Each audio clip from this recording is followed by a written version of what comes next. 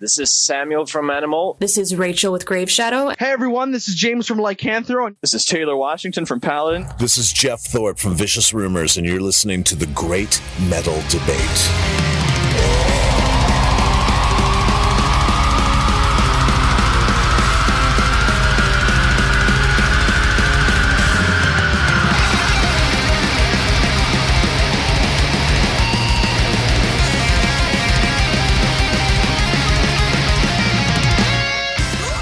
The podcast returns with another incredible metal artist interview. Today we're joined by Victor and Chris from Hamilton, Ontario metal merchants Lutharo. Thanks, guys, for coming back on The Great Metal Debate. Thank you for having us. Yeah, thank you. I'm glad to be here with you. So we're here in Chicago at Reggie's, where Lutharo a little past midway through yet another tour across North America. This time with the good folks in Seven Kingdoms. I saw you guys earlier this year with Raven and Vicious Rumors. You guys must be doing something right that you keep getting these awesome touring opportunities. Yeah, we're trying to be on the road as much as we can. We hate being at home. And yeah, we just want to be out there. It's the best way to get the music out and make new fans and make new friends and everything, right? So that's it. Yeah, get out in front of as many crowds as we possibly can. Different faces every time. You're certainly doing that, and tonight in Chicago should be a good batch of folks, even on a cold evening. Now, I want to get an unfortunate bit out of the way. You all started your current tour along with the amazing Striker, who I saw earlier this year right at this venue. They're all safe, but sadly they had to leave the tour due to some misfortunes. That has to be kind of a gut punch to be, out on the road with folks, and then they're having to pack up and head home. Yeah, it was pretty crappy. We were in San Francisco, and we had to drive to Portland, and the Highway 5 was closed because of a crazy snowstorm at Mount Shasta. What do they call it? A bomb cyclone? A bomb cyclone. Yeah. That doesn't sound good. No, I've never heard of it until we encountered it. So then we had to take this other highway that goes along the coast, and they decided to do it at night. And I guess it was pouring rain that night. It was very rainy. Yeah. The bus was leaking. It was leaking. And and then it was raining, not that well visibility, like didn't have that well visibility, and then there was a boulder in the middle of the highway. So there's these small mudslides along the 101, which is up the Pacific coast there, and I guess they came around a bend and there was a boulder, and it was either go over it or go around it, but around it could have been treacherous. Worst case. So unfortunately they took 3 shows off after that, I believe. Yeah, well, it took them 3 days or 3 shows to get things sorted out and get back up to Canada. So we did some Alberta shows with them, and then that's curtains for those boys. Yeah. Until next time. Until next time. Yeah.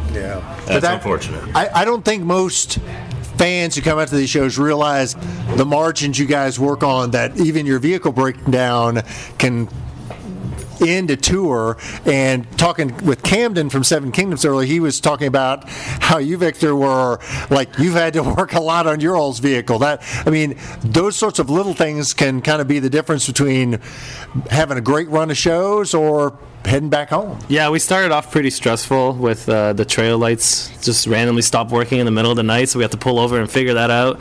And then the AC broke. The AC went. And then we had to go to a shop, and we got the compressor taken out just in time before it destroyed our engine, because it would have just seized the engine apparently. So that was unfortunate. It was very stressful. We were like, are we going to make it to the first show? Or we broke down in the parking lot of that shop. But you hope you can get things fixed on the road quick, because you don't have time to waste. We got lucky.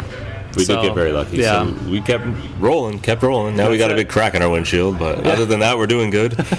It strikes me that to be a successful touring musician, you have to be a lot more than an artist. You have to kind of be a jack of all trades. That's right. If you have a mechanic in the band, then that would be smart. Yeah, it'd be smart. But we got one on speed dial, so he helps us out. Now, at this point, you guys have been on enough tours of the U.S. that you're seeing a lot of familiar faces in cities that you have visited before. How cool is it to come back to venues and see folks who you've met before, who are maybe coming back specifically to see Lutharo? Oh, it's been amazing. We've had so many new fans actually this tour that that I guess we've gotten because of the announcement of the tour with Seven Kingdoms and Stryker, and they're just like, well, we just checked you guys out, and we love you guys, and it's been just amazing.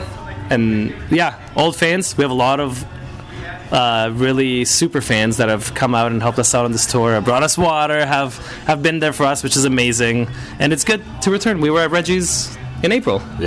Yeah, no, we're glad to be back here, and yeah, we love seeing those familiar faces coming up to the merch table and being up in the front row, and I mean, that's the best part of being here again.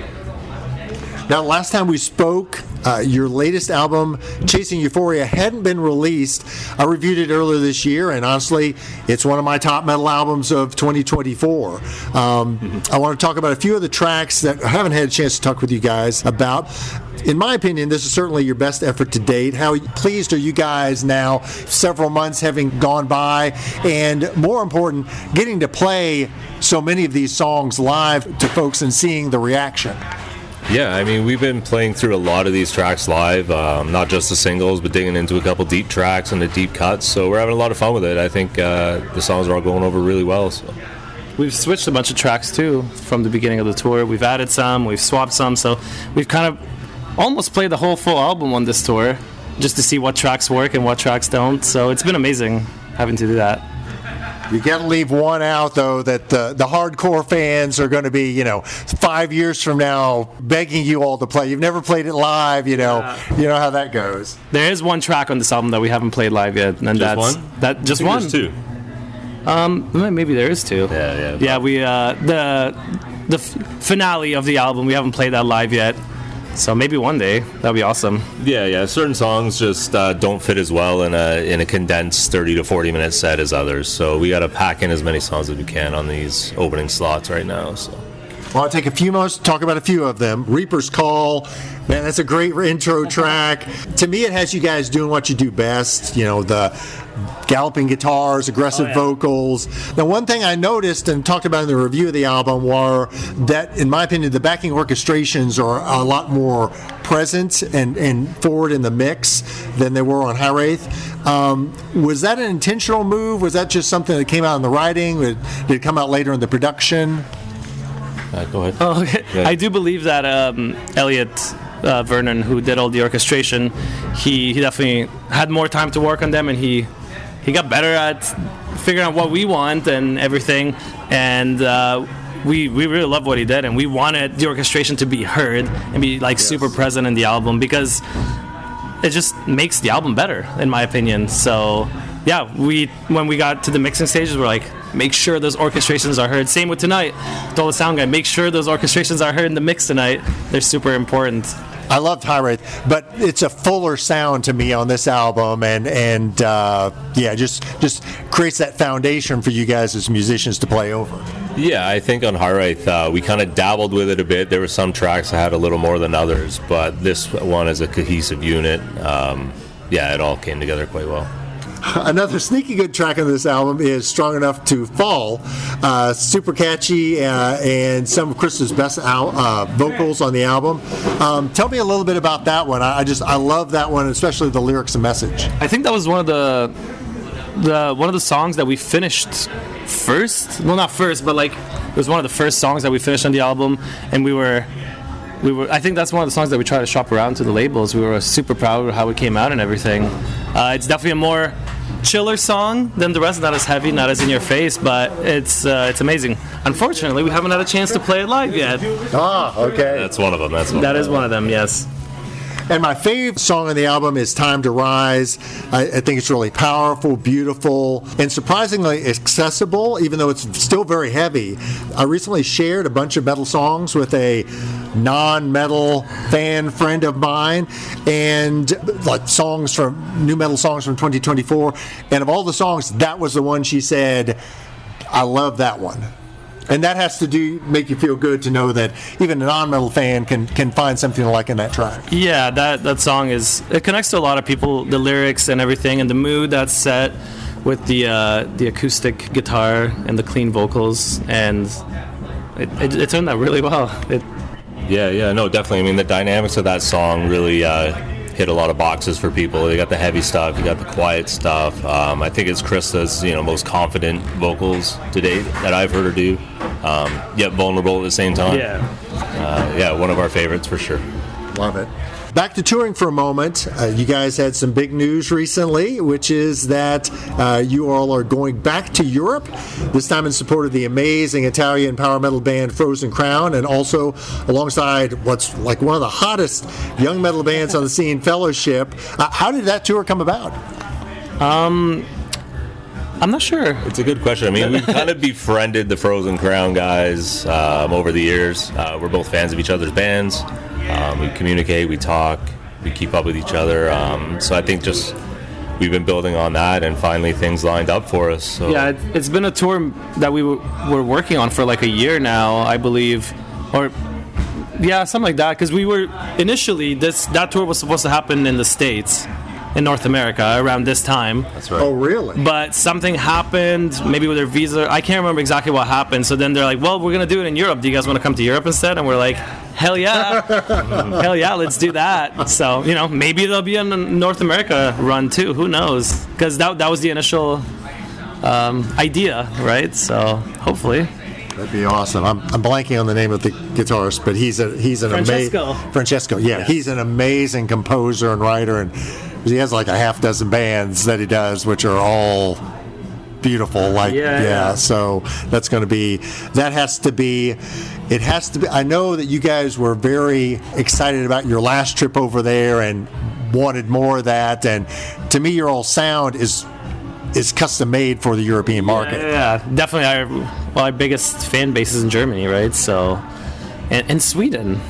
Yeah. Finland. So unfortunately we're not playing Sweden and Finland, but we are excited to be playing lots of dates in Germany and making new fans. And it's going to be definitely a bigger tour than we've done in Europe before.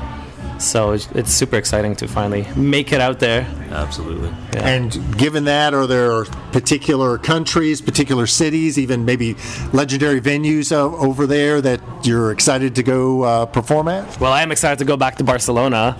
Yeah. Spain's a big one for us. The first time we went to Europe was in Spain, and we're finally back. The whole tour, it was pretty much like DIY.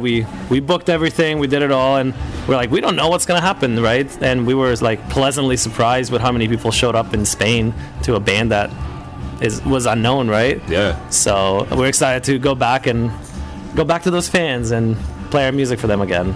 And I'm sure you're going to create some new fans in the other countries when you're across there in Europe. So beginning to wrap up with you guys, following this tour with Seven Kingdoms, what are the band's plans for the remainder of the year before you hit the road in Europe with Frozen Crown and Fellowship?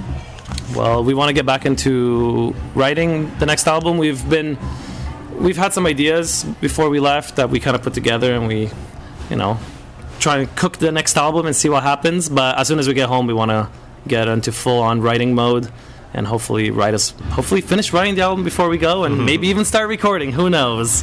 But that is the plan right now. We got to keep it going and see what else comes next, right? And as far as this material you're writing, is it more in the vein of chasing Euphoria? Are you branching out into different areas? Can you give us any hints as far as the stylistic direction you're moving? I'm not sure. I think it's all over the place right now, which is kind of how everything is all the time. Yeah, it usually starts all over the place. We're very early in the process, so we're going to try a few new ideas and build on the ones that have really worked on this album. So, yeah. We'll see what happens. We're excited about it, though. Can't wait to go home and write again. In my mind's eye, I see you guys, as in the Time to Rise video, putting your gear into somebody's house, and you got somebody eating a Subway sandwich. That's right. So finally, what's the best way for fans to purchase music and merchandise from Lutharo, including the most recent album, Chasing Euphoria? Well, you can go to www.lutharo.com. You can find all of our merch there. You can also go on the Reigning Phoenix Music website, which is our label, and then you can find the vinyls and CDs there as well. Or you can come to the show and buy it straight from us. That is the best way to support us. Guys, I know you guys have been killing it this tour, and I'm excited to see you tonight. But most of all, I was super stoked when I saw the news about the Frozen Crown tour, because I know you all are going to kill it over there, and that's just the next step in your all's evolution and growth as a band. And so again, I'm just super excited for you all. Well, thank you. We're super excited as well. Absolutely.